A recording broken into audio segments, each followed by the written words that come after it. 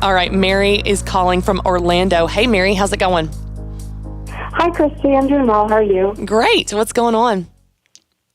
So I'm currently creating an HR technology guide to help small and mid-sized businesses ask the right questions and choose the right HR technology for their business needs. I have found personally that it can be difficult to navigate all of the different HR technologies in the market, which is why I wanted to develop this guide to help smaller companies kind of better prepare for vetting a new HR system. So my question for you is, what would be the best way for me to figure out if there is a market for my product? Okay, I love this. So you solve a problem. You know what problem you solve. You said yourself, I find it really difficult to sort through all the different technology in HR, so other people probably have that problem. That's a really, really great way to approach your business to know if it's a viable business idea. If it solves a problem, then it very likely has a market because, like you said, you're probably not the only person that has this problem.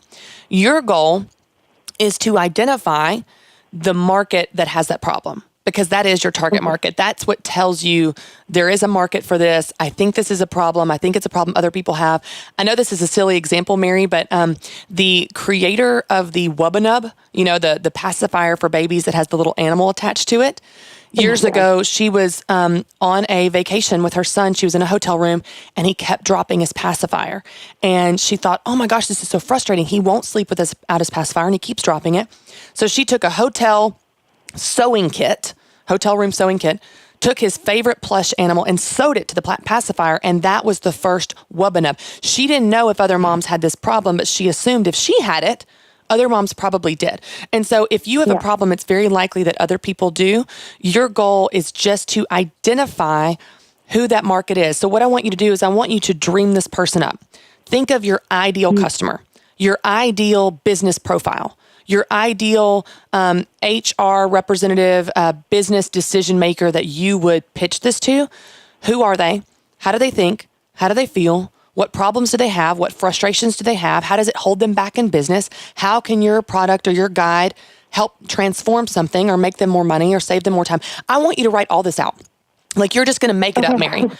Give them a name if you want to. Name them Kim, name them Sue, name them, Betty. It doesn't matter. Give them a name and write out all the reasons why they need your guide. And then when you write this out, it gives you incredible focus and clarity because you're not trying to market this to everybody. You're trying to market it to your Sue. And you're going to go after people like Sue, businesses that have Sue in that business profile. And it gives you a lot more focus and clarity. Now, as far as how big is the market, you don't know till you try. So you're going to identify who your Sue is and go try to find a lot of Sues. And depending on how successful it is or what the response is that you get, that will give you more of an indicator of how big that market is. I'll tell you, we did the same thing with Business Boutique.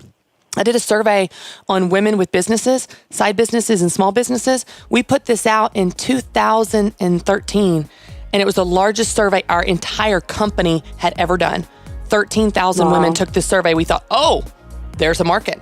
So I want you to do the same thing, Mary. Identify who your target market is and then go find them. I hope that helps. It's amazing the clarity you get when you know who you're going after. Your business doesn't exist to serve everyone.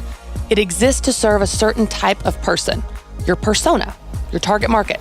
Figure out who that is, and then you'll have a lot more success in actually reaching them.